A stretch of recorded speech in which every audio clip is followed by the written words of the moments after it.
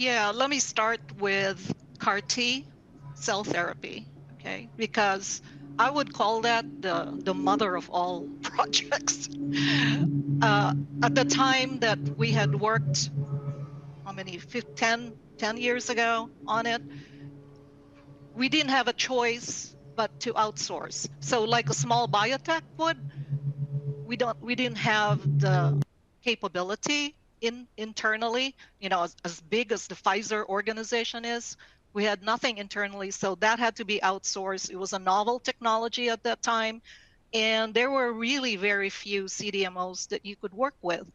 And it's a very complicated production process, starting with obtaining T cells by leukapheresis, for instance. You had to find a CDMO that could do that to provide that raw sort of starting material, and then going to make the lentiviruses, for instance.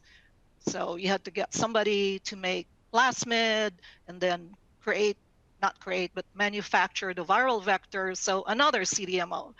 There was not one CDMO that could do all that. And then there's of course the cell expansion and harvest, formulation, and filling. So this is aseptic filling, and that was very difficult to find. And the QC testing was another area that you had to work with. So many CDMOs that we had to work with, I think a total of 8, if I'm not mistaken. And the one thing that really helped was having one contract manager from my group that tackled all 8 CDMOs. That helped unify that whole process in a way and coordinate. So that was one lesson learned, is have one person manage all 8.